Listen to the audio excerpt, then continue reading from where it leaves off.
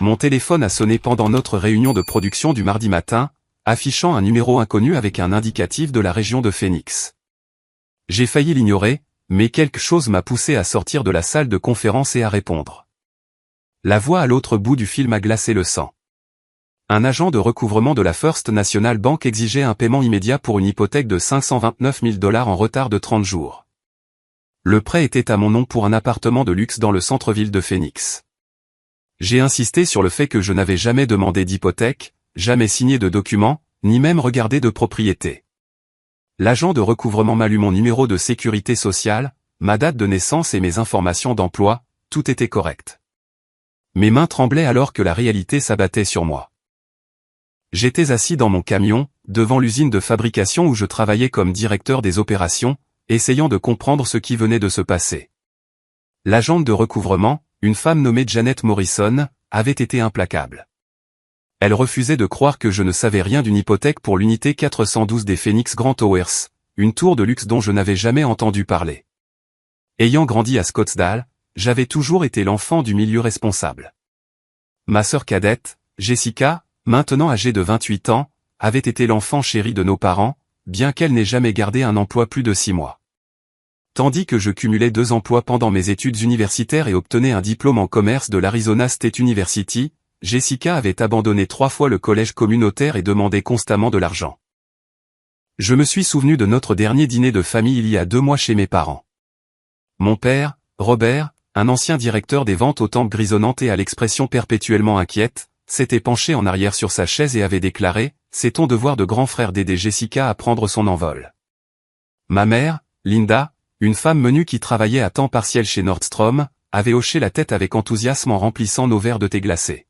« La famille passe avant tout, Anton », avait-elle dit en ajustant ses lunettes de lecture. « Tu devrais envisager d'aider Jessica avec un apport pour son propre logement. Elle a besoin de stabilité pour trouver la bonne direction dans la vie. » J'avais poliment refusé, mentionnant mes propres objectifs d'épargne pour l'achat d'une maison. Jessica avait fait la moue, enroulant ses cheveux blonds autour de son doigt et se plaignant que tout le monde s'attendait à ce qu'elle vive pour toujours dans un appartement dégoûtant. Robert m'avait lancé un regard déçu, la même expression qu'il arborait tout au long de mon enfance chaque fois que je ne répondais pas à ses attentes. Maintenant, assis dans mon camion, le cœur battant, j'ai consulté mon rapport de crédit sur mon téléphone. Ce que j'ai vu m'a noué l'estomac. L'hypothèque apparaissait à côté de plusieurs cartes de crédit que je n'avais jamais ouvertes, un prêt auto pour une BMW que je n'avais jamais acheté et des comptes de services publics pour des adresses où je n'avais jamais vécu. Tous les comptes indiquaient l'adresse de Jessica à Phoenix sur Camelback Road. Ma cote de crédit avait chuté d'excellente à médiocre. J'ai parcouru les comptes frauduleux, chacun ressenti comme un coup physique.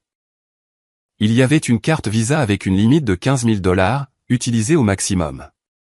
Une Mastercard de 20 000 $, également au maximum. Des cartes de magasins de détaillants de luxe où je ne pouvais pas me permettre de faire des achats, même avec mon salaire décent de directeur des opérations pour Southwest Industrial Solutions. Le prêt auto m'a particulièrement piqué. Je conduisais une Honda Civic fiable mais modeste, soigneusement entretenue et presque remboursée.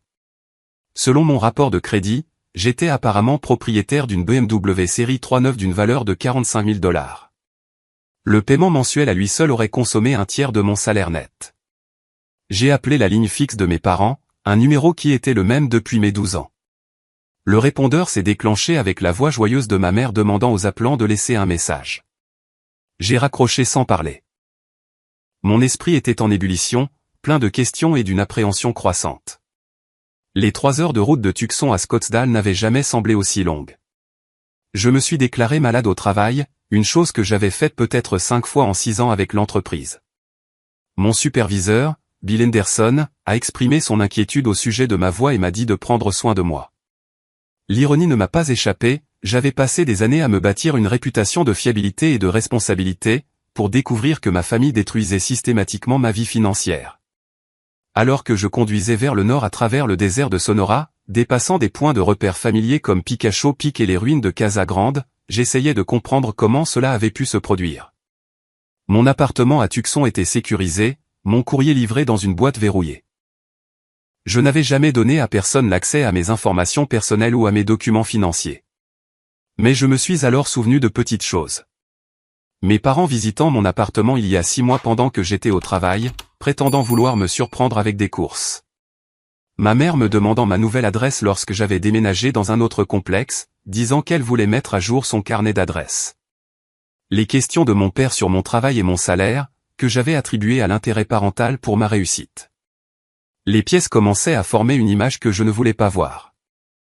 Au moment où j'ai atteint la périphérie de Phoenix, avec ses vastes lotissements s'étendant vers les montagnes, je savais que j'étais sur le point d'affronter quelque chose de bien pire qu'un simple malentendu. Mes parents vivaient dans une modeste maison de plain-pied dans un quartier plus ancien de Scottsdale, le genre d'endroit où les retraités promènent de petits chiens et où les adolescents apprennent à conduire sur des parkings vides. La maison avait exactement la même apparence que toujours avec son extérieur en stuc beige et son aménagement paysager désertique.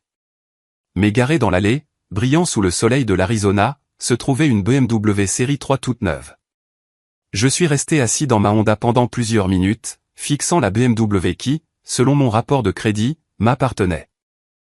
La voiture était impeccable, avec des plaques d'immatriculation temporaire de concessionnaire et cette odeur de voiture neuve qui devait probablement encore flotter à l'intérieur.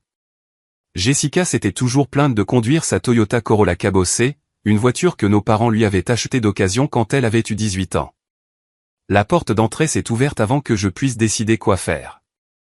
Jessica est sortie, vêtue d'un jean de marque et d'un haut que j'ai reconnu comme étant cher, d'après ma brève expérience avec quelqu'un qui faisait ses achats dans des magasins haut de gamme. Ses cheveux blonds étaient coiffés par un professionnel, et elle portait des bijoux que je n'avais jamais vus auparavant. Elle a semblé surprise de me voir, mais pas particulièrement inquiète. « Anton, qu'est-ce que tu fais ici ? » « Tout va bien ?» a-t-elle demandé, sa voix portant ce ton légèrement plaintif que je lui connaissais depuis l'enfance quand elle voulait quelque chose. « Il faut qu'on parle » ai-je dit en sortant de ma voiture et en me dirigeant vers la maison. Tous ensemble. À l'intérieur, mes parents regardaient la télévision dans leur salon, un espace qui n'avait pas beaucoup changé depuis que j'étais au lycée. Les mêmes meubles beiges, les mêmes photos de famille sur la cheminée, la même peinture de coucher de soleil sur le désert que ma mère avait acheté dans un vide-grenier il y a 20 ans. Mon père a coupé le son de la télévision quand il a vu mon expression. « Fils, tu as l'air contrarié », a-t-il dit en se levant et en lissant son polo. « Qu'est-ce qui ne va pas ?» J'ai sorti mon téléphone et je leur ai montré le rapport de crédit. Voilà ce qui ne va pas. Quelqu'un a utilisé mon identité pour ouvrir des comptes, et selon la banque, je dois plus d'un demi-million de dollars sur une hypothèque pour laquelle je n'ai jamais fait de demande. Le silence qui a suivi était assourdissant. Le visage de ma mère est devenu pâle, et elle a attrapé son verre d'eau d'une main tremblante. La mâchoire de mon père s'est crispée, et il a échangé un regard rapide avec Jessica. « Je suis sûr qu'il y a eu une erreur », a dit ma mère d'une voix faible. « L'usurpation d'identité, ça arrive tout le temps. Tu devrais le signaler à la police. » Linda, a dit sèchement mon père, et elle s'est immédiatement tue. Jessica s'est affalée sur le canapé avec un soupir exagéré. « Écoute, Anton, avant que tu ne fasses tout un drame de ça, tu dois comprendre quelque chose. Il fallait bien qu'on m'aide d'une manière ou d'une autre. Tu n'utilisais pas ton bon crédit de toute façon. » La désinvolture avec laquelle elle a dit cela m'a frappé comme un coup de poing. « Qu'est-ce que tu veux dire par bon ?» Mon père s'est avancé, le torse bombé dans cette posture autoritaire que je me rappelais des leçons de mon enfance. « Nous sommes une famille, Anton. La famille est de la famille. Tu as un excellent crédit et un bon travail. Jessica avait besoin d'une chance de construire quelque chose pour elle. En volant mon identité ? Ma voix montait malgré mes efforts pour rester calme. Nous n'avons rien volé, a interjeté ma mère, retrouvant sa voix. Nous sommes tes parents. Nous comptions te le dire un jour. Et la famille est de la famille. Tu le sais bien. Jessica a commencé à expliquer la situation de son logement avec le droit décontracté qui caractérisait toute sa vie. Elle vivait dans l'appartement de luxe depuis 8 mois, profitant de commodités comme une piscine sur le toit, un centre de fitness et un service de conciergerie 24h24. Elle n'avait fait aucun paiement parce qu'elle supposait que je m'occuperais des responsabilités financières. L'appartement est vraiment sympa, Anton. Tu devrais le voir. Des baies vitrées avec vue sur la montagne, des comptoirs en granit, des appareils en acier inoxydable. C'est exactement le genre d'endroit où je dois vivre si je veux rencontrer les bonnes personnes. Elle m'a montré des photos sur son téléphone de l'unité décorée avec des meubles et des œuvres d'art coûteux. Il y avait des photos de fêtes qu'elle avait organisées avec des gens bien habillés tenant des verres de vin et riant dans le spacieux salon. Où as-tu trouvé l'argent pour tous ces meubles, ai-je demandé.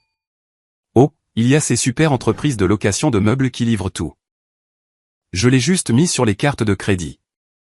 Quelle carte de crédit? Mon père s'est éclairci la gorge. Anton, nous devons t'expliquer comment tout cela fonctionne. Ta mère et moi avons eu des difficultés financières, et Jessica avait besoin d'une situation de vie stable. Nous avons eu accès à ton courrier depuis environ 2 ans. Les mots m'ont frappé comme de l'eau glacée. Vous avez fait quoi? Ma mère a sorti une clé de son sac à main, la même clé que je leur avais donnée pour les urgences quand j'ai déménagé à Tucson pour la première fois. Nous l'avons gardée depuis que tu as eu cette appendicectomie et que tu avais besoin d'aide. Tu ne l'as jamais redemandé, alors nous avons supposé que ça ne te dérangeait pas que nous y ayons accès. Ils avaient intercepté mon courrier, y compris les relevés financiers et les offres de crédit préapprouvées. Mon père a admis s'être entraîné à copier ma signature en décalquant des documents jusqu'à ce qu'il puisse la reproduire parfaitement. Ils avaient même fait faire de fausses cartes d'identité avec mes informations, mais la photo de Jessica. Nous avons fait appel à un type que Robert connaît de son ancien travail de vendeur, a dit Jessica d'un ton neutre. Il fait des cartes d'identité vraiment convaincantes pour $100 chacune. Ma mère a disparu dans leur chambre et est revenue avec un dossier manie contenant des copies de documents de prêt, de demandes de crédit et d'autres papiers. Chaque signature était une contrefaçon, mais des contrefaçons convaincantes. Quelqu'un avait passé un temps et des efforts considérables à apprendre à reproduire mon écriture. Nous planifions cela depuis un certain temps, a dit mon père avec quelque chose qui ressemblait à de la fierté. Ton crédit était là, à ne rien faire. Jessica avait besoin d'opportunités et tu étais en position de l'aider, que tu le saches ou non. Le dossier contenait des documents que je n'avais jamais vus. Des demandes de prêt listant mes informations d'emploi, des relevés bancaires que je n'avais jamais reçus, et même un contrat de location pour l'appartement de Jessica me désignant comme le responsable. Jessica a mentionné des prêts supplémentaires avec le même ton désinvolte qu'elle avait utilisé pour discuter de ce qu'elle avait mangé pour le déjeuner. Un prêt personnel de $25 000 pour lancer une boutique qui ne s'est jamais matérialisée. Une ligne de crédit professionnel de $30 000 qu'elle avait utilisée pour des vacances et du shopping. Chaque révélation creusait le trou et attisait ma colère. Combien au total? Ai-je demandé, ma voix à peine contrôlée. Mon père a consulté un carnet qu'il a sorti de sa poche. Eh bien, l'hypothèque initiale était de $600 000, mais avec la ligne de crédit sur valeur domiciliaire et les cartes de crédit que Jessica a utilisées, je dirais que nous approchons des $800 000 au total. $800 000. Plus d'argent que je ne verrai en une décennie, volé à mon identité et dépensé en luxe et achats futiles.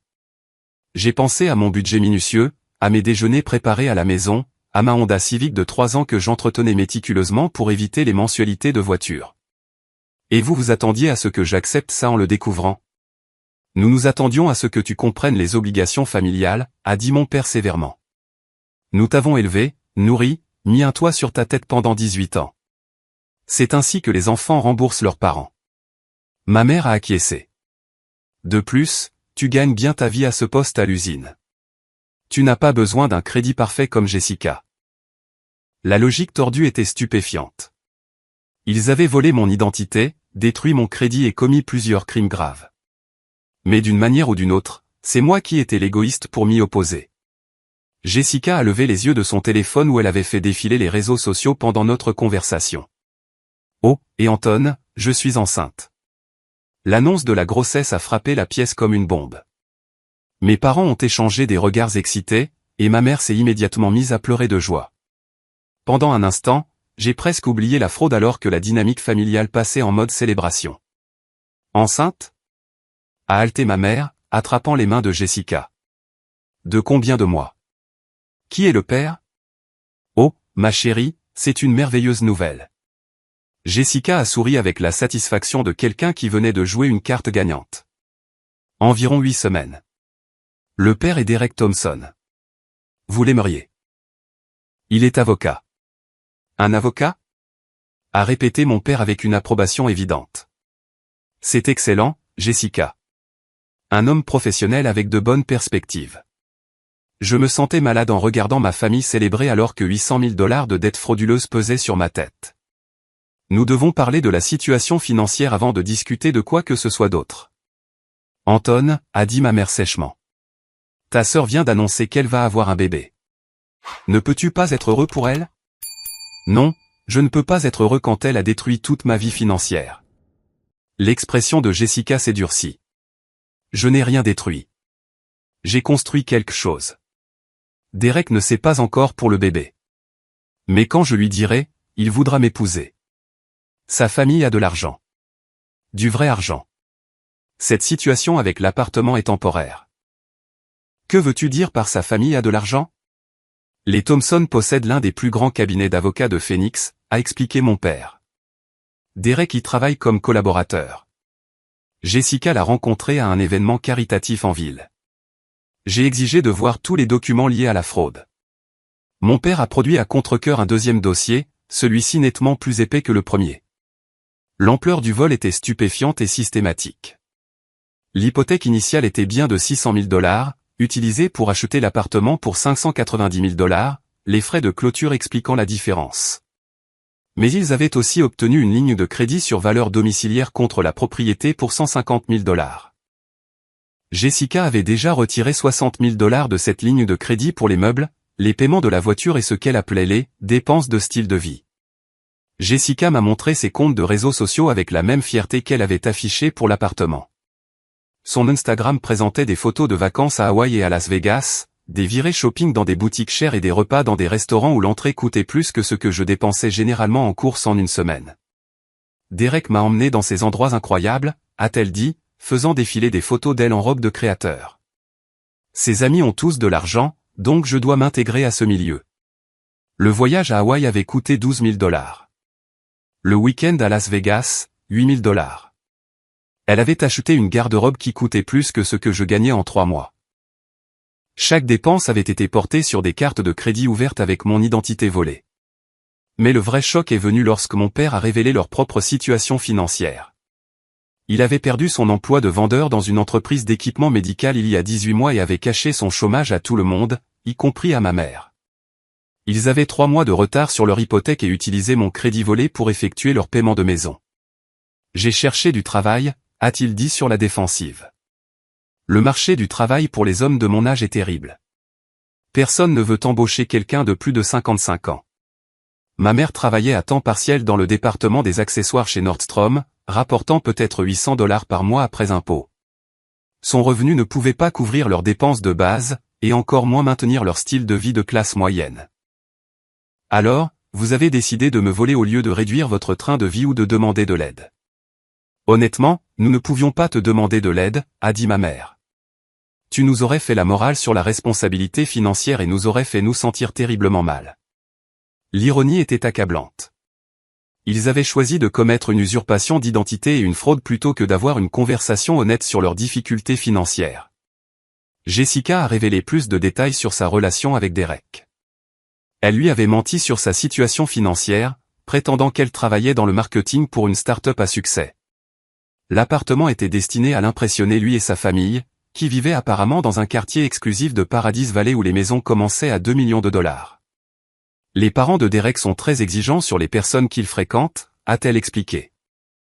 Sa mère, Sarah, est au conseil d'administration de plusieurs œuvres de charité, et son père, William, est un associé principal dans leur cabinet d'avocats. Ils s'attendent à ce que Derek épouse quelqu'un de leur cercle social. Alors, tu as décidé de mentir sur tout. Je ne mens pas. Je me positionne pour le succès. Il y a une différence. Elle m'a montré des photos de Derek, un bel homme au début de la trentaine avec le genre de sourire confiant qui suggérait qu'il ne s'était jamais soucié de l'argent. Il portait des costumes chers et conduisait une voiture de luxe qui faisait paraître modeste la BMW dans l'allée de mes parents. Derek prévoit de me demander en mariage bientôt, a dit Jessica avec certitude. J'ai juste besoin de maintenir la bonne image jusqu'à ce que cela arrive. Une fois que nous serons fiancés, l'argent de sa famille résoudra tous ses problèmes financiers temporaires. La grossesse faisait partie de cette stratégie. Jessica croyait que le fait d'avoir le bébé de Derek le forcerait à l'épouser, indépendamment de l'approbation de sa famille. Elle avait déjà commencé à prendre des vitamines prénatales et à rechercher des obstétriciens privés coûteux à Scottsdale. Et s'il ne te demande pas en mariage ? Ai-je demandé. Il le fera, a-t-elle dit avec la confiance de quelqu'un qui n'avait jamais fait face à de sérieuses conséquences pour ses actions. Les hommes comme Derek n'abandonnent pas leurs petites amies enceintes. Cela ferait très mauvaise impression pour la réputation de sa famille. Mon père soutenait ce plan complètement. Il voyait la famille de Derek comme la solution à tous leurs problèmes financiers, pas seulement ceux de Jessica. Une fois que Jessica serait mariée à un homme riche, elle pourrait les aider à rattraper leur retard sur leur hypothèque et peut-être même l'aider à démarrer une sorte d'entreprise. Tout cela va s'arranger, m'a-t-il assuré. Tu as juste besoin d'être patient et de soutenir Jessica pendant qu'elle gère la situation relationnelle. La famille s'était convaincue que mon identité volée et mon crédit détruit étaient des victimes acceptables dans la quête de Jessica pour épouser l'argent. Ils s'attendaient à ce que je règle la situation financière moi-même ou que j'accepte simplement les dommages causés à mon crédit et à mon avenir. Et les 800 000 $? Même si Jessica épouse Derek, comment cela résout-il le problème immédiat? La famille de Derek s'en chargera, a dit ma mère avec une naïveté stupéfiante. Les gens riches remboursent tout le temps des dettes pour éviter les scandales. Ils avaient construit un fantasme élaboré où la grossesse de Jessica mènerait au mariage, qui mènerait à un sauvetage financier, qui justifierait d'une manière ou d'une autre la fraude massive qu'ils avaient commise. La possibilité que Derek ne réagisse pas positivement au fait d'être piégé par une grossesse et des mensonges ne leur était venue à l'esprit à aucun d'entre eux. En regardant autour du salon où j'avais grandi, j'ai réalisé que j'avais affaire à des gens qui avaient perdu tout contact avec la réalité. Ils étaient devenus des criminels et s'étaient convaincus qu'ils n'étaient que des membres de la famille pleins de ressources. 2 jours plus tard, je me suis retrouvé assis dans un Starbucks du centre-ville de Phoenix, rencontrant Derek Thompson pour la première fois. Jessica avait arrangé la rencontre, disant à Derek que j'étais son grand frère responsable qui voulait rencontrer l'homme qu'elle fréquentait. Elle ne lui avait donné aucune indication du chaos financier qui tourbillonnait autour de sa vie. Derek était exactement ce que j'attendais des photos de Jessica. Soigné, confiant et habillé avec élégance. Il portait un costume bleu marine sur mesure qui coûtait probablement plus que mon salaire mensuel et parlait avec l'assurance facile de quelqu'un qui n'avait jamais douté de sa place dans le monde. Jessica m'a tant parlé de vous, a-t-il dit en me serrant la main avec une poigne ferme. Elle est vraiment fière du succès que vous avez avec votre entreprise de fabrication. J'ai failli m'étouffer avec mon café. Selon la version de Jessica de ma vie, j'étais apparemment un entrepreneur à succès plutôt qu'un directeur des opérations. Elle a dit, je possède une entreprise de fabrication, Southwest Industrial Solutions, n'est-ce pas? Elle a mentionné, vous l'avez créée à partir de rien et en avez fait un succès régional. Très impressionnant pour quelqu'un de votre âge. Les mensonges ne cessaient de se multiplier. J'ai décidé d'être direct. Derek, il y a certaines choses sur la situation de Jessica que vous devez savoir. Des choses importantes qui affectent votre relation. Son expression est passée d'amicale à inquiète. Quel genre de choses? J'ai expliqué l'usurpation d'identité, l'hypothèque frauduleuse et la montagne de dettes qui avaient été accumulées en utilisant mon nom. Derek a écouté avec l'attention concentrée de quelqu'un formé en droit, posant des questions de clarification et prenant des notes sur son téléphone. Vous me dites que Jessica n'est pas réellement propriétaire de cet appartement? A-t-il demandé quand j'ai eu fini. Jessica ne possède rien. Tout ce qu'elle a été acheté en utilisant mon crédit volé. La voiture, les meubles, les dîners et vacances coûteux. Tout cela était de la fraude. Le visage de Derek est devenu pâle. Elle m'a dit qu'elle travaillait dans le marketing et qu'elle avait un excellent crédit. Nous parlions de la possibilité qu'elle m'aide à acheter un bien d'investissement. Elle n'a jamais eu d'emploi stable et n'a aucune source de revenus légitime. Pendant un moment, Derek a simplement fixé sa tasse de café. Puis il a sorti son téléphone et a passé un appel. Papa, j'ai besoin que tu me rejoignes au bureau. Nous avons une situation qui nécessite un avis juridique. 1 heure plus tard, je me suis retrouvé dans une salle de conférence chez Thomson & Associates, un prestigieux cabinet d'avocats occupant 3 étages d'un gratte-ciel du centre-ville de Phoenix. Le bureau n'était que bois poli et meubles en cuir, avec des baies vitrées donnant sur la skyline de la ville. William Thompson était un homme imposant dans la soixantaine, avec des cheveux argentés et le genre de présence imposante qui vient de décennies de victoire au tribunal. Il a écouté mon histoire avec l'attention impartiale de quelqu'un qui évalue une transaction commerciale plutôt qu'une crise personnelle. C'est évidemment une affaire criminelle sérieuse, a-t-il dit quand j'ai eu fini. Usurpation d'identité, fraude hypothécaire, fraude au crédit. Nous parlons de multiples crimes graves avec des peines de prison potentielles. Derek semblait dévasté. Je n'en avais aucune idée, papa. Jessica semblait si posée, si réussie. C'est une escroc, fils. Une escroc talentueuse, mais une escroc néanmoins. William s'est tourné vers moi avec des yeux calculateurs. La question maintenant est de savoir comment nous protégeons Derek de toute association avec ces crimes. Je supposais qu'il voulait dire aider Derek à se démêler de Jessica. Mais William avait une approche différente en tête. Il m'a suggéré de signer des documents acceptant la responsabilité légale de toutes les dettes, en présentant les charges comme des prêts familiaux légitimes plutôt que comme une usurpation d'identité. Si vous engagez des poursuites pénales, Derek pourrait être appelé comme témoin, a expliqué William. Sa relation avec Jessica fait de lui une personne d'intérêt dans toute enquête pour fraude. Ce genre de publicité pourrait nuire à la réputation de notre cabinet et aux perspectives de carrière de Derek. Mais je suis la victime ici, ai-je protesté. C'est discutable. Les litiges financiers familiaux impliquent souvent des arrangements de crédit partagés qui deviennent plus tard litigieux. Un procureur pourrait arguer que vous avez participé volontairement mais que vous avez maintenant des remords.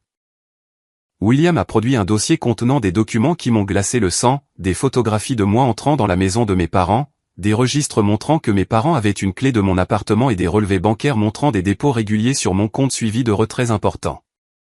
Nous avons fait une enquête préliminaire, a-t-il dit d'un ton neutre. Vos parents ont eu accès à votre courrier et à votre appartement pendant des années. Cela suggère une permission et une coopération continue.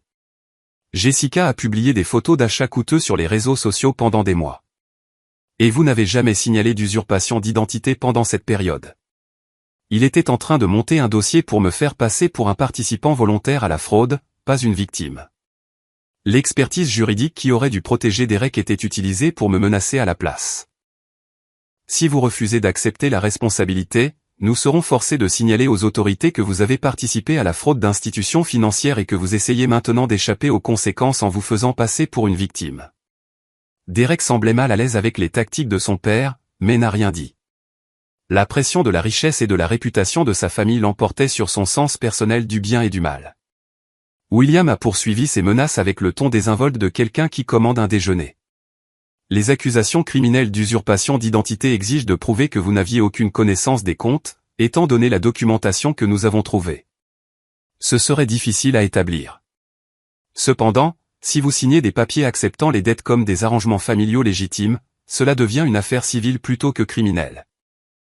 Vous me demandez d'accepter 800 000 $ de dettes que je n'ai pas créées. Je vous offre un moyen d'éviter des accusations criminelles fédérales. Sans notre coopération, les procureurs supposeront que vous mentez sur votre connaissance de ces comptes. La réunion a révélé le vrai caractère de la famille de Derek. Ils ne se souciaient pas de la justice ou d'aider qui que ce soit. Ils voulaient éliminer tout embarras potentiel ou exposition juridique pour eux-mêmes, même si cela signifiait détruire la vie d'une personne innocente. William a produit des documents supplémentaires montrant qu'il avait déjà contacté les différents créanciers, suggérant qu'il pourrait y avoir des questions sur mes affirmations d'usurpation d'identité. Il avait empoisonné le puits avant même que je sache qu'il y avait un problème. Derek a finalement pris la parole. Papa, ça me semble mal. Anton est la victime ici. Derek, tu penses comme un idéaliste plutôt que comme un avocat. Notre responsabilité est de protéger notre famille et notre cabinet, pas de jouer les héros pour des étrangers. J'ai réalisé que j'étais piégé dans un cauchemar où les personnes ayant les ressources pour aider travaillaient activement contre moi. William avait l'expertise juridique et les ressources financières pour me rendre la vie misérable, alors que je n'avais que la vérité. La réunion s'est terminée avec William me donnant 48 heures pour décider si j'acceptais la responsabilité des dettes frauduleuses ou si je faisais face à des poursuites pénales pour complot d'usurpation d'identité. Il m'a tendu sa carte de visite avec un sourire sardonique. J'espère que vous ferez le bon choix, Anton. La prison est très désagréable pour les gens qui fraudent les banques. En quittant le cabinet d'avocats, j'ai réalisé que les enjeux avaient dépassé de loin le drame familial. J'avais maintenant affaire à des personnes puissantes qui considéraient la destruction de ma vie comme un dommage collatéral acceptable pour protéger leur réputation. Derek m'a suivi jusqu'à l'ascenseur, l'air vraiment en conflit. Anton, je veux que tu saches que je ne suis pas d'accord avec l'approche de mon père, mais tu ne vas pas l'arrêter. Je ne peux pas. Il contrôle ma carrière, mon revenu, tout. Je suis désolé. Les portes de l'ascenseur se sont fermées entre nous et j'ai su que j'étais seul contre des gens qui avaient tous les avantages, sauf la vérité. Ce soir-là, je me suis assis dans mon appartement de Tucson à la recherche d'avocats spécialisés en droit pénal et en usurpation d'identité. Mon compte d'épargne, soigneusement constitué au cours de 6 ans de vie disciplinée, contenait environ 20 000 $. Les frais de justice allaient rapidement le vider, mais je n'avais pas le choix. Le site web de Patricia Vega la décrivait comme une ancienne procureure qui défendait désormais les victimes de crimes en col blanc. Son bureau était modeste comparé à celui de Thompson & Associates, occupant une maison reconvertie près du campus de l'Université de l'Arizona. Mais ses références étaient impressionnantes, y compris des affaires gagnées contre de grandes institutions financières et des réseaux d'usurpation d'identité. Quand j'ai appelé son numéro d'urgence, elle a répondu personnellement malgré l'heure tardive. J'ai expliqué la situation pendant qu'elle prenait des notes détaillées, posant occasionnellement des questions qui démontraient son expertise. Monsieur Thompson utilise des tactiques d'intimidation classiques, a-t-elle dit quand j'ai eu fini. Les victimes d'usurpation d'identité ne peuvent pas être légalement forcées d'accepter la responsabilité des crimes commis contre elles. Ces menaces sont sans fondement. La confiance de Patricia était la première bonne nouvelle que je recevais depuis des semaines. Elle a accepté de me rencontrer le lendemain matin pour examiner toute la documentation et élaborer une stratégie. Son bureau était encombré mais organisé, avec des dossiers de cas empilés proprement sur des étagères et des textes juridiques remplissant chaque espace disponible. Patricia était une petite femme dans la quarantaine avec des cheveux grisonnants et des yeux bruns intenses qui ne manquaient rien. J'ai déjà eu affaire à William Thompson, a-t-elle dit en examinant les documents que je lui avais montrés. Il y a 5 ans, il a été sanctionné par le barreau de l'État pour intimidation de témoins dans une affaire de crime en col blanc. Il a l'habitude d'utiliser des menaces légales pour faire taire les victimes plutôt que de signaler correctement les crimes. Elle a expliqué que le cabinet de Thompson avait représenté plusieurs clients dans des cas similaires de fraude familiale, utilisant toujours l'intimidation pour éviter la publicité et les enquêtes criminelles qui pourraient embarrasser des clients fortunés. Il parie que vous n'avez pas les ressources ou les connaissances pour vous défendre efficacement. C'est là qu'il a mal calculé. La stratégie d'enquête de Patricia était complète. Nous allions rassembler des preuves de la fraude tout en exposant simultanément les tactiques contraires à l'éthique de Thompson. Elle a contacté la détective Maria Santos de l'unité des crimes financiers du département de police de Phoenix, qui a accepté de nous rencontrer.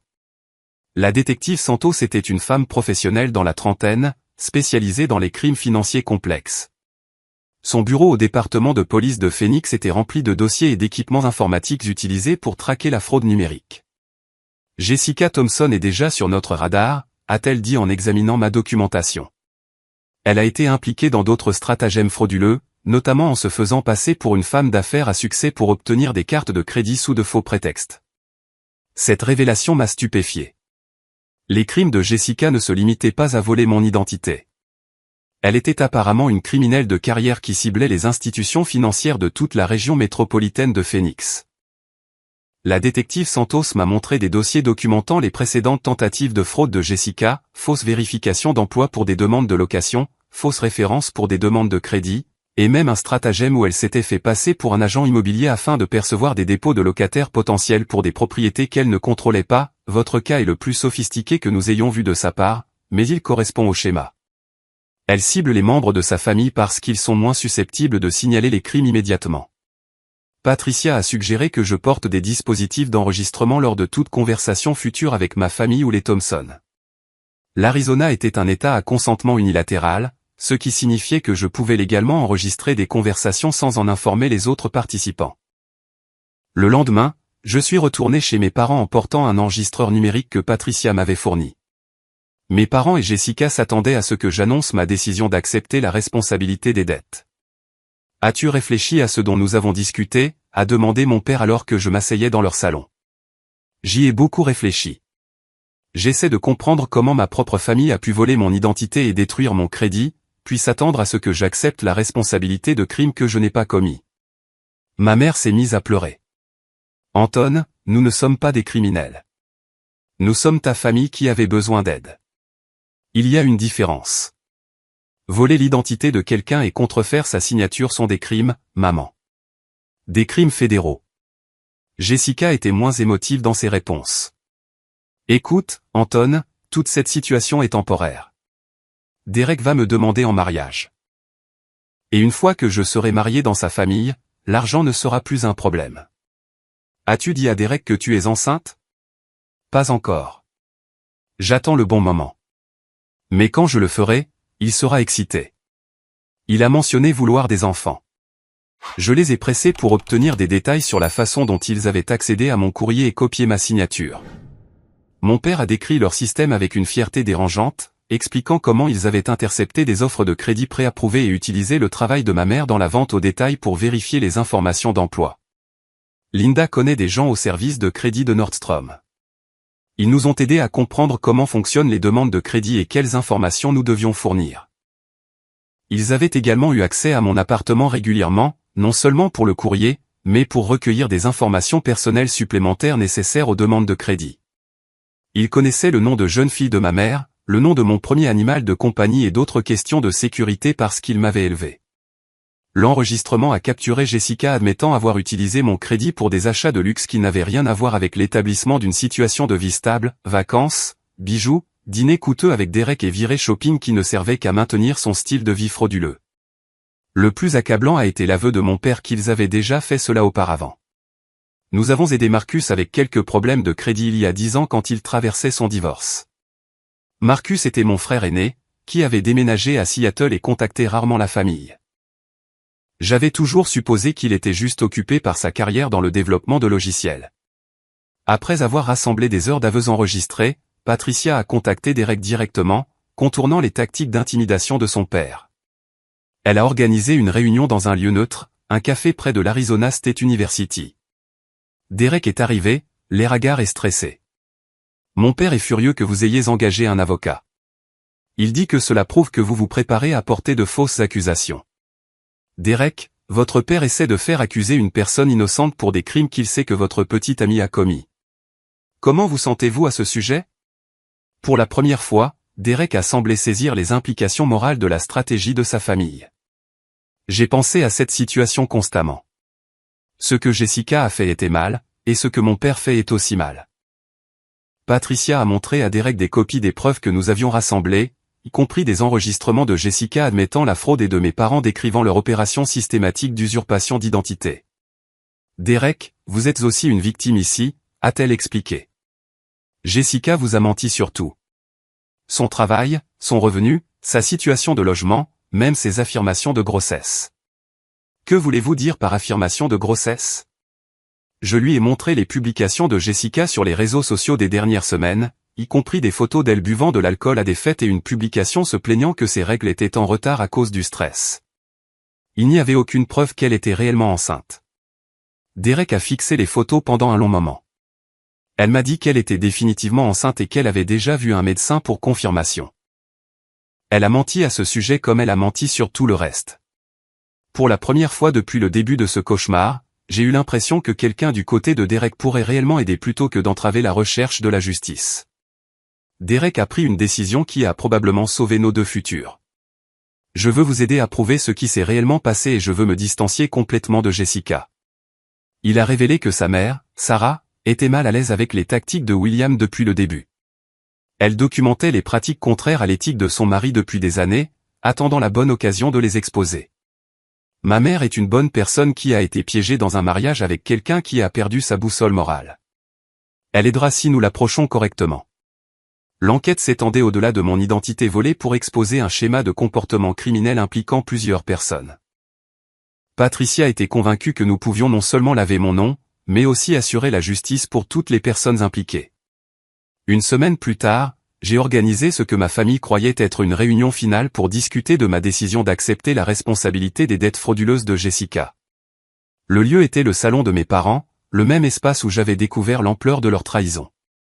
Ce qu'ils ne savaient pas, c'est que la détective Santos et l'agent du FBI James Rodriguez étaient postés à l'extérieur de la maison avec un équipement d'écoute sophistiqué, enregistrant chaque conversation pour une poursuite fédérale. Patricia s'était coordonnée avec les autorités fédérales car les crimes traversaient les frontières des États et impliquaient des montants dépassant les minimums fédéraux pour la fraude financière majeure. Je suis arrivé pour trouver Jessica, Derek et William Thompson déjà assis autour de la table basse de mes parents. Des documents étaient étalés sur la surface, y compris des papiers que William avait préparés pour que je signe, acceptant la responsabilité légale de tous les comptes frauduleux. Anton, a dit mon père avec une chaleur forcée. Nous sommes heureux que tu sois là. Monsieur Thompson a préparé tout ce dont nous avons discuté. Une fois que tu auras signé ces papiers, tout ce malentendu pourra être mis derrière nous. Derek avait l'air mal à l'aise, jouant avec son téléphone et évitant le contact visuel avec Jessica. Depuis notre conversation avec Patricia, il remettait tout en question sur leur relation. William Thompson commandait la pièce avec son arrogance habituelle. J'espère que vous avez eu le temps de considérer les conséquences de refuser notre offre généreuse. L'alternative est une poursuite pénale pour complot en vue de commettre une usurpation d'identité. Avant de décider quoi que ce soit, j'aimerais entendre tout le monde admettre ce qu'ils ont réellement fait, pour ma propre tranquillité d'esprit. Jessica a levé les yeux au ciel. Anton, nous avons déjà parlé de ça. Nous nous sommes servis de ton crédit parce que tu ne l'utilisais pas. La famille est de la famille. Pouvez-vous être plus précis sur la façon dont vous vous êtes servi? Ma mère a sorti le dossier contenant les documents falsifiés, apparemment fiers de leur minutie. Nous avons pratiqué ta signature jusqu'à ce que Robert puisse la copier parfaitement. Ensuite, nous avons utilisé ton courrier pour trouver des offres de crédit préapprouvées et soumis des demandes. Mon père a rejoint la confession avec enthousiasme. Le plus difficile a été d'obtenir une pièce d'identité avec photo avec ton nom et la photo de Jessica. Mais je connaissais quelqu'un de mes jours de vente qui fait de fausses cartes d'identité de qualité pour un prix raisonnable. Ils avouaient de multiples crimes graves pendant que des agents fédéraux enregistraient chaque mot. La façon décontractée dont ils discutaient de crimes qui pourraient entraîner des décennies de prison était stupéfiante. William Thompson semblait pressé de conclure la réunion. Maintenant que nous avons examiné la situation, signons ces papiers pour que tout le monde puisse aller de l'avant. En fait, il y a quelque chose que je dois dire à tout le monde d'abord. Je me suis levé et j'ai marché jusqu'à la porte d'entrée, l'ouvrant pour révéler la détective Santos et l'agent Rodriguez. Tous deux portaient des badges et des dossiers contenant des mandats d'arrêt. Mesdames et messieurs, j'aimerais vous présenter la détective Santos du PD de Phoenix et l'agent Rodriguez du FBI. Ils ont écouté notre conversation et enregistré des aveux de crimes fédéraux. La pièce a éclaté en chaos. Ma mère a crié et a laissé tomber son verre d'eau. Mon père a sursauté et a commencé à reculer vers le couloir. Jessica s'est mise à pleurer et à supplier qu'elle était enceinte et ne pouvait pas aller en prison. Le visage de William Thompson est passé de confiant à terrifié en quelques secondes. Vous ne pouvez pas enregistrer des conversations privées sans consentement. C'est un piège illégal. L'agent Rodriguez a souri froidement. L'Arizona est un État à consentement unilatéral, Monsieur Thompson. Anton avait tout à fait le droit d'enregistrer des conversations impliquant des crimes commis contre lui. La détective Santos a commencé à lire les droits Miranda pendant que l'agent Rodriguez expliquait les charges. Robert et Linda faisaient face à des accusations fédérales pour usurpation d'identité, fraude postale et complot. Jessica faisait face à plusieurs chefs d'accusation de fraude au crédit, d'usurpation d'identité et de contrefaçon. William Thompson faisait face à des accusations d'extorsion et d'intimidation de témoins. Monsieur Thompson, a poursuivi l'agent Rodriguez, nous enquêtons également sur le schéma de votre cabinet d'avocats consistant à intimider les victimes dans des affaires de criminalité financière. Vos sanctions du barreau de l'État d'il y a 5 ans ont fait de vous une personne d'intérêt dans plusieurs autres affaires. La maison a été perquisitionnée pendant que les membres de ma famille étaient traités pour arrestation. Les agents fédéraux ont trouvé des preuves supplémentaires dans la chambre de mes parents, y compris de faux documents, des copies de mes papiers d'identité et des registres détaillés montrant qu'ils avaient systématiquement volé le courrier de plusieurs membres de la famille pendant des années. Le téléphone de Jessica contenait des messages textes avec Derek qui contredisaient ses affirmations de grossesse. Elle avait recherché des symptômes de grossesse en ligne et prévoyait de simuler une fausse couche après avoir obtenu une bague de fiançailles. Derek, qui n'avait été impliqué dans aucun crime, a été libéré après avoir témoigné sur les mensonges de Jessica et les tactiques d'intimidation de son père. Il avait l'air dévasté mais soulagé alors que les agents emmenaient Jessica menottée. « Je suis désolé, Anton », a-t-il dit alors que nous nous tenions dans l'allée de mes parents. « J'aurais dû voir ce qui se passait plus tôt. » La découverte la plus choquante a eu lieu lorsque les agents ont perquisitionné l'appartement de Jessica. Cachés dans le placard de sa chambre se trouvaient des documents liés à d'autres stratagèmes d'usurpation d'identité visant d'anciens petits amis et même des connaissances occasionnelles dont elle avait obtenu les informations personnelles via les réseaux sociaux. La détective Santos m'a montré des dossiers que Jessica tenait sur de potentielles futures victimes. Votre sœur menait des opérations sophistiquées d'usurpation d'identité ciblant plusieurs personnes simultanément. Ce n'est pas du stress financier familial. C'est une criminelle de carrière. Mes parents ont été placés en détention fédérale, protestant toujours qu'ils aidaient simplement leur fille et que j'étais ingrat. L'illusion persistait, même lorsque les menottes étaient appliquées et les droits lus. Les derniers mots de Robert pour moi alors qu'il était chargé dans un véhicule fédéral furent « Tu as détruit cette famille, Anton. Tout ce que tu avais à faire, c'était d'aider ta sœur. » La perquisition de la maison a également révélé que mes parents avaient prévu de voler l'identité d'autres membres de la famille, y compris des cousins et les ex-petits amis de Jessica. Ils avaient recueilli des informations personnelles sur des dizaines de personnes qui avaient visité leur maison au fil des ans.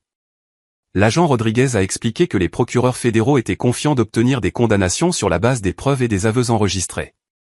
Les cas d'usurpation d'identité sont difficiles lorsque les victimes attendent pour signaler les crimes, mais votre famille a essentiellement tout avoué. C'est le cas le plus solide de ce type que j'ai vu. Alors que le soir tombait et que le dernier véhicule fédéral quittait le quartier de mes parents, je me tenais seul dans l'allée où j'avais appris à faire du vélo et jouer au basket-ball quand j'étais enfant. La maison avait la même apparence, mais tout ce qui concernait la vie de ma famille avait été révélé comme une conspiration criminelle élaborée. Patricia est arrivée pour me ramener à Tucson, car j'étais trop épuisé émotionnellement pour faire le voyage en toute sécurité. « Comment te sens-tu » a-t-elle demandé alors que nous nous éloignions de la maison. Comme si j'avais vécu dans un mensonge pendant des années sans le savoir. La confrontation était terminée, mais le processus judiciaire ne faisait que commencer. Les procureurs fédéraux m'avaient assuré que la restitution serait poursuivie de manière agressive et que mon crédit serait entièrement restauré grâce à l'affaire criminelle. Plus important encore, j'étais enfin libre d'une famille qui avait considéré mon avenir financier comme sa ressource personnelle. La trahison faisait profondément mal, mais la vérité était libératrice d'une manière que je commençais à peine à comprendre. 6 mois plus tard, j'étais assis dans une salle d'audience fédérale à Phoenix, regardant les membres de ma famille recevoir leur peine. Le processus judiciaire avait été rapide une fois qu'ils avaient décidé de plaider coupable plutôt que de faire face à un procès avec des preuves accablantes contre eux. Mon père a reçu 5 ans de prison fédérale pour usurpation d'identité et fraude postale. À 57 ans, il aurait plus de 60 ans à sa libération, sa réputation et sa carrière définitivement détruites. Ma mère a reçu 3 ans, bien que sa peine ait été réduite en raison de sa coopération avec les procureurs et de son rôle secondaire dans les crimes. Jessica a reçu la peine la plus sévère, 7 ans pour plusieurs chefs d'accusation de fraude au crédit, d'usurpation d'identité et de ce que les procureurs ont appelé une prédation financière systématique. Le juge a noté que ces crimes montraient une planification sophistiquée et un mépris total pour les victimes, y compris les membres de sa famille. Lors de son audience de détermination de la peine, Jessica a finalement montré une émotion sincère, pleurant en réalisant que la prison était inévitable. Elle avait perdu l'appartement de luxe, la BMW et tous les biens coûteux achetés avec mon crédit volé. Derek avait déménagé à Denver et l'avait bloqué de toute communication. La carrière juridique de William Thompson a pris fin lorsqu'il a été radié du barreau pour extorsion et intimidation de témoins. Son cabinet d'avocats s'est effondré alors que d'autres victimes se sont manifestées avec des histoires similaires d'intimidation et de corruption. Il faisait face à des accusations criminelles qui entraîneraient probablement une peine de prison et un déshonneur professionnel. Le processus de recouvrement des actifs a mieux fonctionné que Patricia ne l'avait prévu. L'appartement a été vendu et le produit de la vente a été appliqué au solde de l'hypothèque frauduleuse. La BMW de Jessica et ses meubles de luxe ont été saisis et vendus aux enchères. Même ses vêtements de marque ont été liquidés pour satisfaire aux ordonnances de restitution. Mon crédit a été entièrement restauré grâce au processus judiciaire, tous les comptes frauduleux ayant été supprimés et ma cote de crédit étant revenue à un statut excellent. L'expérience m'avait appris à surveiller régulièrement mes rapports de crédit et à protéger plus soigneusement mes informations personnelles. Mais la guérison la plus importante est venue en renouant avec les membres de ma famille avec qui j'avais perdu contact. Mon frère Marcus est venu de Seattle pour les audiences de détermination de la peine et nous avons passé des heures à discuter de la dynamique familiale que nous avions tous deux subie. « J'aurais dû te prévenir », a dit Marcus lors d'un dîner dans un restaurant calme près du palais de justice. Ils ont essayé la même chose avec moi il y a 10 ans, mais à plus petite échelle. J'ai choisi de déménager à l'autre bout du pays plutôt que de les affronter. Marcus a révélé que nos parents avaient ouvert des cartes de crédit à son nom pendant son divorce, accumulant environ 30 000 $ de dettes avant qu'il ne découvre la fraude. Plutôt que de porter plainte, il avait discrètement remboursé les dettes et s'était éloigné de la famille.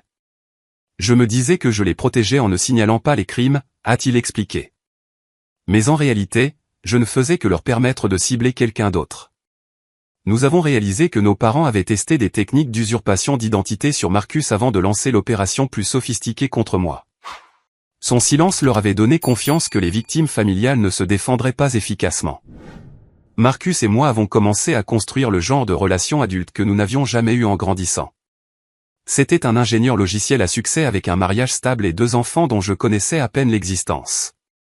Le dysfonctionnement familial nous avait séparés, mais l'expérience partagée des crimes de nos parents nous a réunis. J'ai également pris contact avec la mère de Derek, Sarah, qui avait demandé le divorce de William après son arrestation. Elle avait documenté ses pratiques contraires à l'éthique pendant des années, attendant le courage d'agir. L'affaire d'usurpation d'identité lui a donné les preuves dont elle avait besoin pour exposer sa corruption. J'étais piégé dans ce mariage par la peur et la dépendance financière, m'a-t-elle dit autour d'un café. Le voir essayer de te détruire pour protéger sa réputation a été la goutte d'eau. Sarah est devenue une avocate pour les victimes d'intimidation juridique, travaillant avec les barreaux pour identifier et sanctionner les avocats qui abusent de leur position pour faire taire les victimes de crimes. Son témoignage a aidé à condamner William et a conduit à des enquêtes sur ses anciens clients. L'expérience m'a appris d'importantes leçons sur les relations familiales et les limites personnelles. J'avais passé des années à accepter la culpabilité et l'obligation pour des problèmes familiaux que je n'avais pas créés, croyant que la loyauté exigeait d'accepter les abus et la manipulation. Patricia m'a aidé à comprendre que me protéger n'était pas égoïste, mais nécessaire pour arrêter un schéma de comportement criminel. Permettre n'est pas aimer, a-t-elle expliqué. Parfois, la chose la plus aimante que vous puissiez faire est de refuser de participer à un comportement destructeur. J'ai commencé à faire du bénévolat auprès de groupes de soutien aux victimes d'usurpation d'identité, partageant mon expérience et aidant les autres à naviguer dans le processus judiciaire. Le traumatisme émotionnel de la trahison familiale était courant chez les victimes, et le soutien par les pairs était souvent plus utile que le conseil professionnel. Parler lors d'événements d'éducation communautaire sur la prévention de l'usurpation d'identité est devenu une activité régulière. Mon histoire était particulièrement efficace car elle démontrait comment les membres de la famille pouvaient devenir des auteurs, remettant en question les hypothèses selon lesquelles l'usurpation d'identité n'impliquait que des étrangers. Le bénévolat m'a présenté des personnes qui avaient surmonté des trahisons similaires et construit des vies saines malgré le dysfonctionnement familial. Leurs histoires m'ont inspiré à me concentrer sur les possibilités futures plutôt que sur les traumatismes passés. 1 an après la sentence, j'ai acheté une maison à Tucson en utilisant mon crédit restauré et mes économies qui avaient augmenté pendant les procédures judiciaires. La maison de plein pied de 3 chambres dans un quartier calme représentait une indépendance financière et une sécurité que personne ne pouvait voler ou manipuler. L'achat de la maison était particulièrement significatif car il démontrait un rétablissement complet de l'usurpation d'identité. Ma cote de crédit était plus élevée qu'avant les crimes, et mes connaissances financières avaient considérablement augmenté en travaillant avec des avocats et des enquêteurs fédéraux. Marcus et sa famille sont venus pour la pendaison de crémaillère, ainsi que Patricia, la détective Santos et Sarah Thompson. C'était le genre de célébration que je n'avais jamais eu avec ma famille biologique, authentique, solidaire et bâtie sur le respect mutuel plutôt que sur l'obligation. Derek a envoyé une carte me félicitant pour l'achat de la maison. Il avait commencé à travailler pour une organisation d'aide juridique à Denver, utilisant son diplôme de droit pour aider les familles à faible revenu avec des problèmes financiers. L'expérience avec son père l'avait motivé à poursuivre un travail significatif plutôt qu'une corruption rentable. Le recouvrement financier a dépassé les attentes. Les paiements de restitution provenant des saisies d'actifs ont totalisé plus de 400 000 $, éliminant complètement les dettes frauduleuses et fournissant une compensation supplémentaire pour les dommages. Les procureurs fédéraux avaient été agressifs dans la poursuite du recouvrement car les preuves étaient si accablantes. Plus important encore, j'avais appris à distinguer les véritables relations familiales de la dysfonction manipulative déguisée en loyauté. Le véritable amour n'exige pas d'accepter un comportement criminel ou de sacrifier son bien-être personnel pour la commodité des autres. La leçon la plus difficile a été d'accepter que certaines personnes, même les membres de la famille, choisiront un comportement destructeur plutôt que des relations saines. Mes parents ont eu des occasions de chercher une aide honnête pour leurs problèmes financiers, mais ont choisi le crime à la place. Jessica a eu des occasions de construire un succès légitime, mais a préféré les raccourcis qui blessaient des innocents. Comprendre ces choix comme leur responsabilité plutôt que mon échec a été crucial pour la guérison émotionnelle. Je n'aurais pas pu empêcher leur crime en étant plus serviable ou compréhensif. Ils ont choisi un comportement criminel parce qu'ils croyaient mériter ce que d'autres avaient travaillé pour obtenir. L'histoire se termine par une réflexion sur la façon dont la pire trahison de ma vie m'a finalement libéré de dynamiques familiales toxiques et m'a appris la différence entre l'amour authentique et le contrôle manipulateur. Parfois, se protéger est la chose la plus aimante que vous puissiez faire pour toutes les personnes impliquées, y compris celles qui vous ont blessé. Aujourd'hui, j'ai de vraies relations familiales bâties sur l'honnêteté et le soutien mutuel. Patricia reste une amie proche et un mentor. Marcus et moi parlons chaque semaine et partons en vacances ensemble chaque année. Sarah Thompson est devenue comme la mère que je n'ai jamais vraiment eue, offrant la sagesse sans manipulation. L'expérience m'a appris que la famille n'est pas déterminée par la génétique, mais par le choix de se traiter les uns les autres avec respect, honnêteté et attention sincère. Ma nouvelle famille choisie est plus petite que ma famille biologique, mais infiniment plus solidaire et digne de confiance. En y repensant, je suis reconnaissant que la banque est appelée ce mardi matin. Sans cet appel téléphonique, j'aurais pu passer des années à permettre sans le savoir un comportement criminel pendant que mon avenir financier était systématiquement détruit. Parfois, les pires nouvelles mènent aux meilleurs résultats. L'usurpation d'identité a été dévastatrice, mais la guérison a été possible parce que j'ai choisi de me battre plutôt que d'accepter une fausse responsabilité pour des crimes que je n'ai pas commis. M'opposer à la manipulation et à l'intimidation a été la décision la plus difficile mais la plus importante que j'ai jamais prise. Avez-vous déjà été confronté à une situation où des membres de votre famille s'attendaient à ce que vous sacrifiez votre bien-être pour leur commodité? Comment équilibrez-vous la loyauté avec la protection contre la manipulation? J'aimerais beaucoup lire vos réflexions dans les commentaires ci-dessous. Si cette histoire a résonné en vous, n'hésitez pas à lui donner un j'aime et à la partager avec quiconque pourrait bénéficier de comprendre comment les relations familiales peuvent devenir toxiques et à quoi ressemble la guérison. Abonnez-vous pour plus d'histoires sur la façon de surmonter la trahison et de construire des limites saines. Merci d'avoir écouté mon parcours de victime à survivant. Rappelez-vous que vous méritez des relations bâties sur le respect et l'honnêteté, pas sur l'obligation et la manipulation. Parfois, les décisions les plus difficiles mènent à la plus grande liberté.